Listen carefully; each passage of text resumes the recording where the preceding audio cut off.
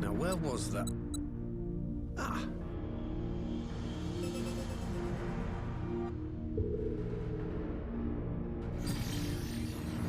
I've enabled the teleporter. One brief jump and we shall arrive in Omega's control room. How convenient. You've been here before. Of course. It was no easy task threading a path through all the skirmishes. But how could I ignore the existence of such a fascinating toy? You may trust that my preliminary examination was suitably thorough. Trust? Aye. I trust your appetite for technology. I chased down a suspect airship, and who should I find but the traitor, Sid Garland.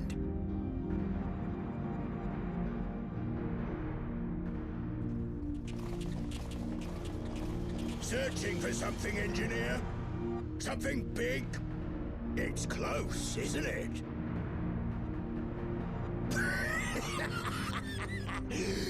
It's like all my name days have come at once. For all the scouts the Empire could have sent. Take care of that brute, will you?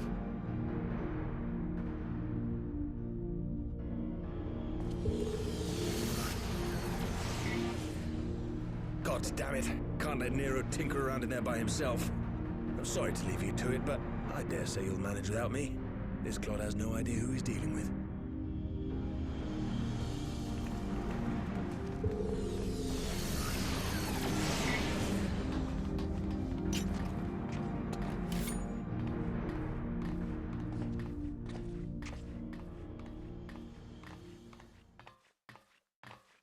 I am Gosetsu, Samurai of Doma. You will rue your choice of opponent this day.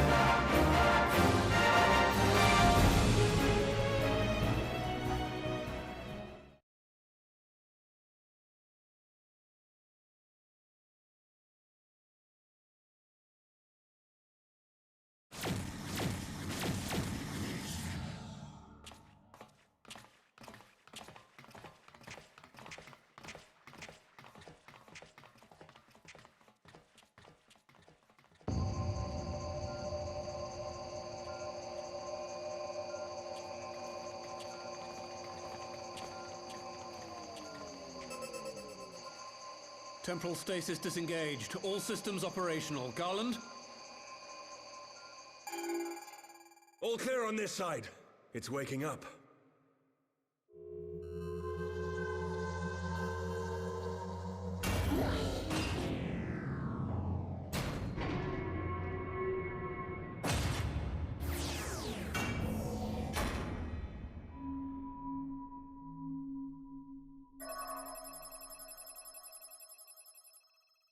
Remarkable.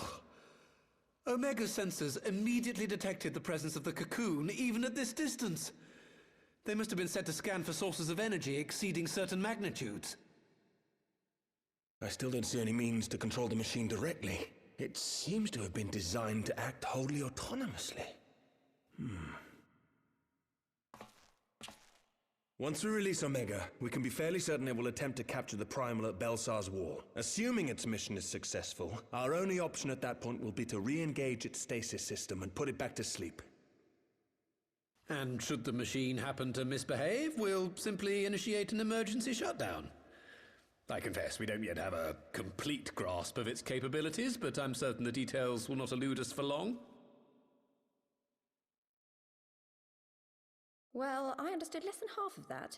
So, my question to you is, are we doing the right thing?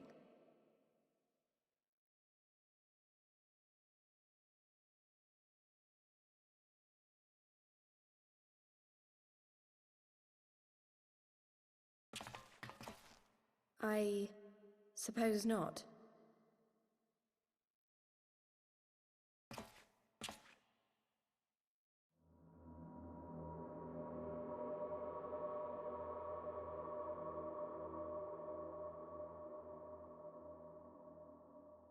All right.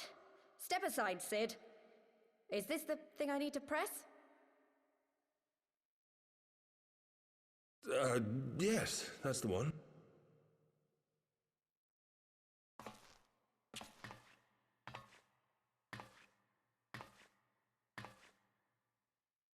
You gave too much for us to waste this chance, Papalimo. So this is for you.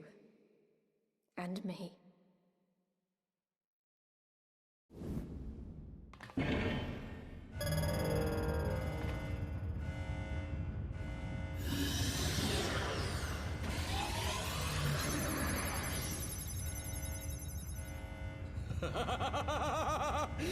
Yes! Fly free, my pretty! Show us what you can do.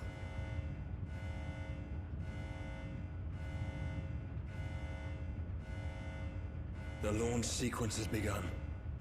Omega is loose.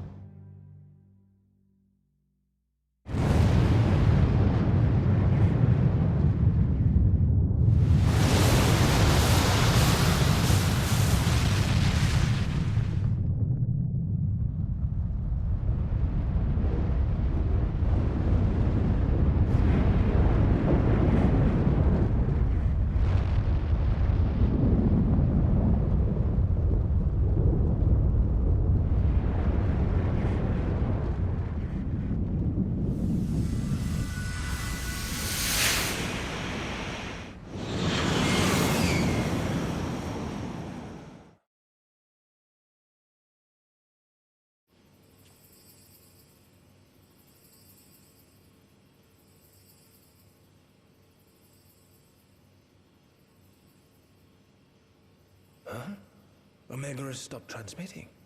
But that shouldn't be. I didn't engage the stasis system. And what does this signify? I have little understanding of these contrivances.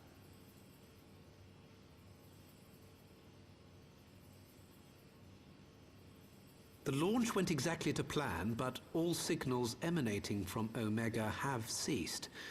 This may indicate any number of things, but we will need to join the Scions out in the field if we are to ascertain which...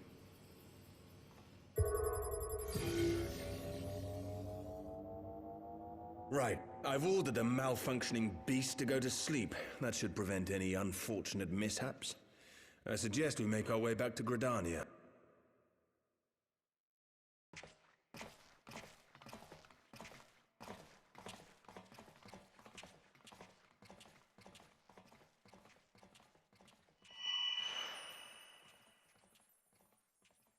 Omega destroyed the cocoon. Papalimo's spell is fading. It was bound to his ether, you see. And if the connection is broken...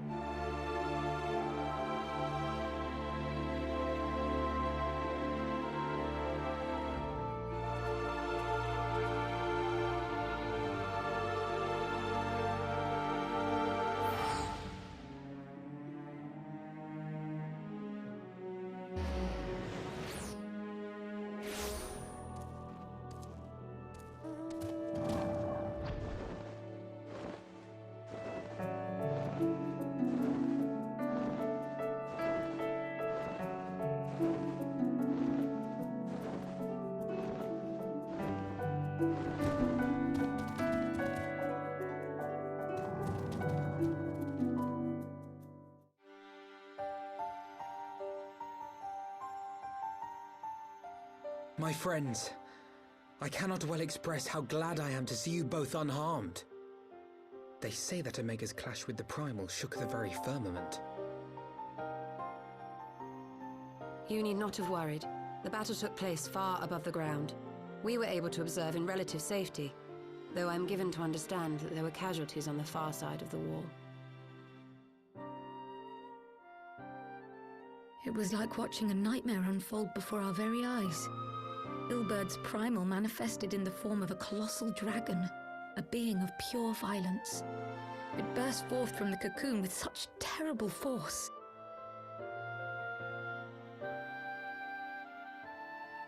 That such a horror should spring from the eyes of Nidhogg comes as no surprise, nor do I wonder at its form. Ilberd all but announced it in the moment prior to his death.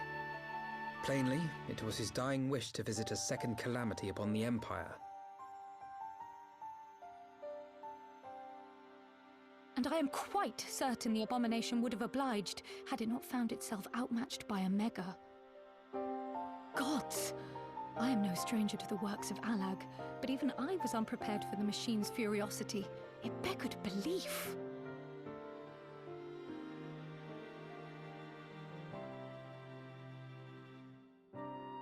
And how fares poor Ida in the midst of all this? Have you spoken with her? She is up on the platform, lost in thought. We deemed it best not to disturb her, but mayhap she would welcome some company after all. Shall we?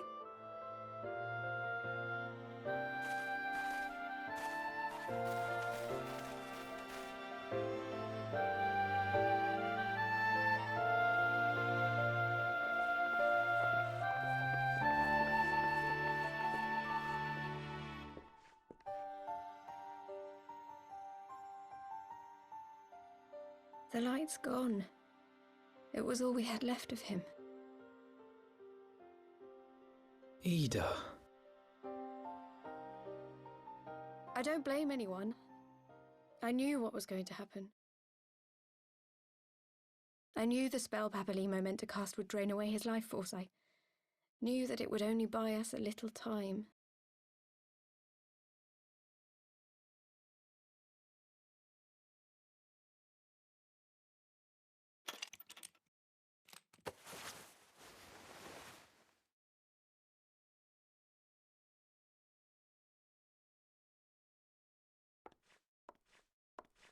Ida, there is no need to explain.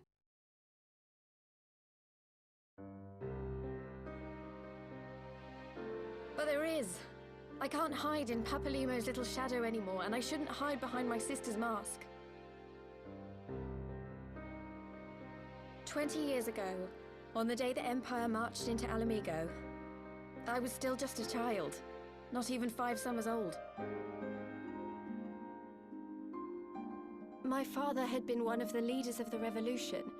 He had fought to overthrow the Mad King, Theodoric. And my sister had fought alongside him. But she was strong and kind, and always knew what to do.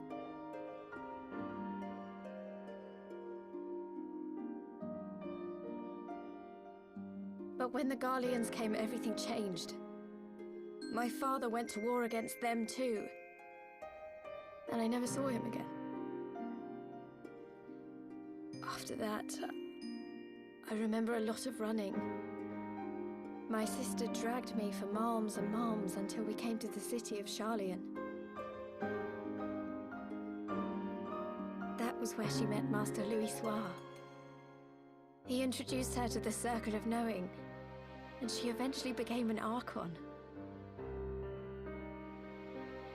She was your inspiration. Is that not why you took up her mask and her name?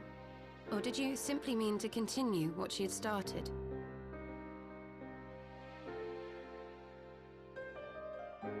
You've known all along, haven't you? That I wasn't Ida. Of course. We all recognized you at once. 'Twas Papalimo who persuaded us to maintain the charade. was silly to think I could fool you. I knew that even then, but I sort of decided not to know.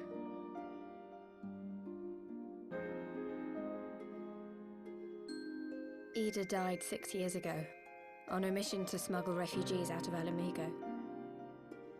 They say she was overwhelmed by Imperial soldiers when she stayed behind to save a little girl. She was so strong. There must have been a lot of them.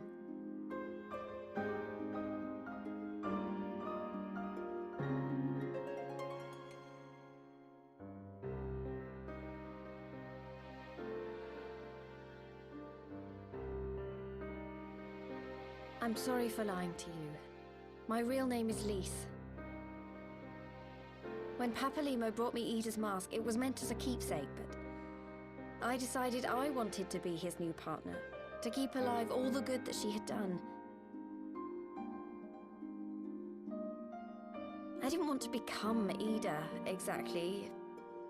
At the time, though, I still didn't know who I was myself, and it almost seemed easier to play the role. Papalimo agreed to help, of course, but it was never what he wanted for me. He wanted me to walk my own path, and those were his final words to me.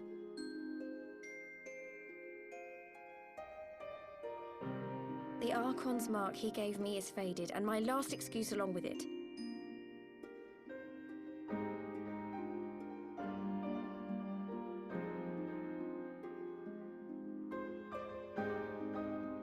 So this is it. Whatever I choose to do from now on, I do as Lise. And I choose to continue my family's fight. I want Alamigo to be the country that Ida and my father always wanted it to be.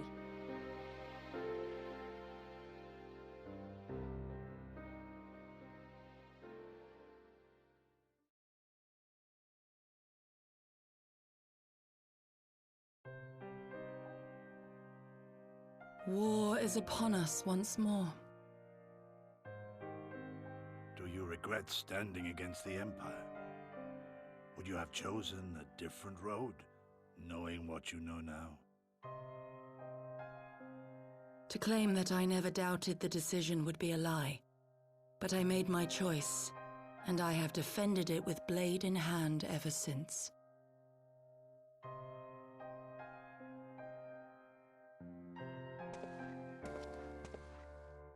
The battle continues, and our steel is needed. Come, Shadow Walker, we leave for the east, for Doma.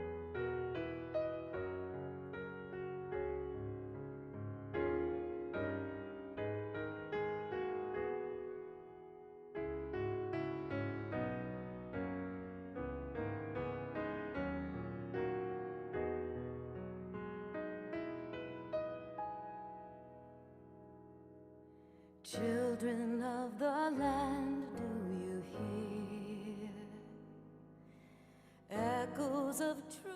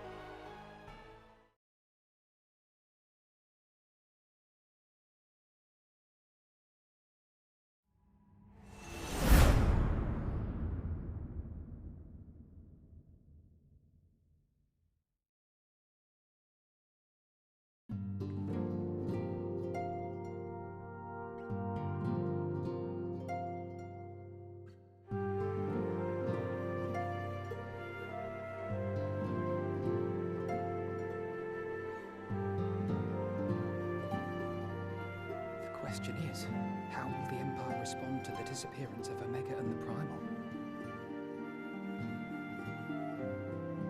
Oh, I didn't see you there. Forgive me.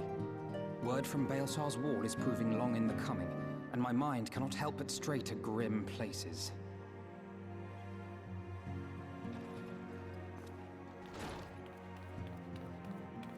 Alphino, a message from the Alliance. It's about time. Pray summon the others at once. Yes, sir.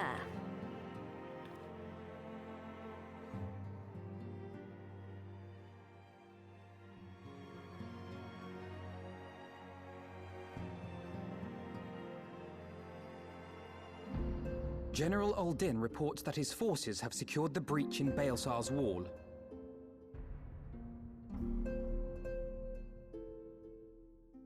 And what of the Primal and Omega? There is still no sign of either at this time. He writes that they will begin a more thorough investigation shortly. And, as expected, he wishes to petition the aid of the Scions of the Seventh Dawn. As expected. The Alliance's decision to capture a part of Baelsar's wall is open to interpretation.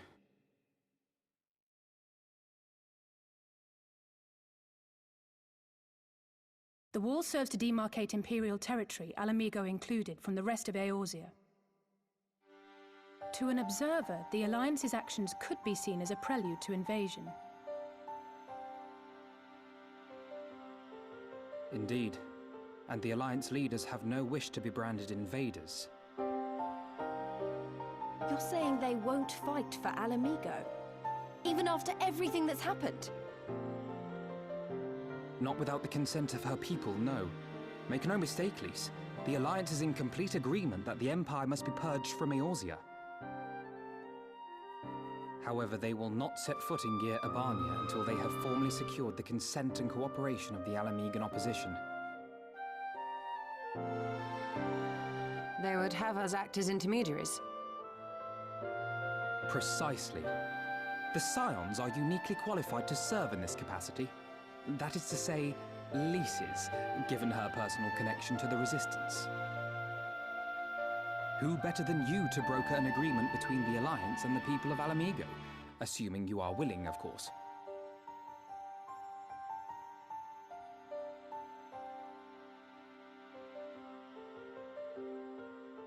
Of course I am. You know I'd like nothing more.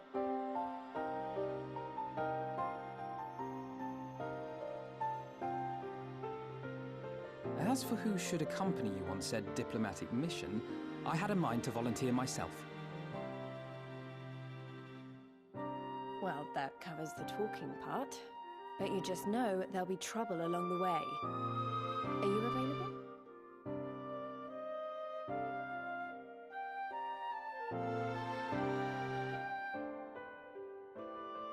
Thanks. It means a lot knowing you'll be there. I too shall accompany you. Such endeavors are seldom hampered by a surfeit of healers. Good point. Allow me to offer my services as well. I have spent quite enough time here of late, so I'll be coming. But we will need someone to keep an eye on things. I trust you have no objections? None, my lady. Gladly shall I continue to serve as caretaker of the Waking Sands, and there keep watch for signs of primal and Ascian activity both. As capable as my learned friend undoubtedly is, there are some troubles that may prove too much for a single scion, on account of which I mean to stay. It is settled then. Let us each see to our preparations.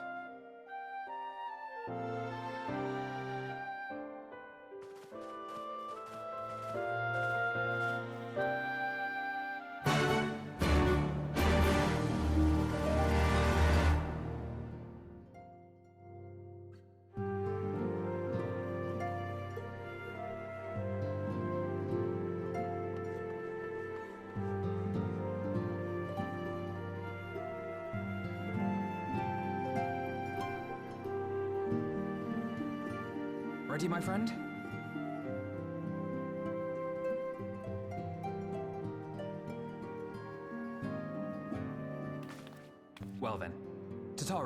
I leave the rising stones in your capable hands. Don't worry, Alphino. I'll see that the place is still standing when you come back.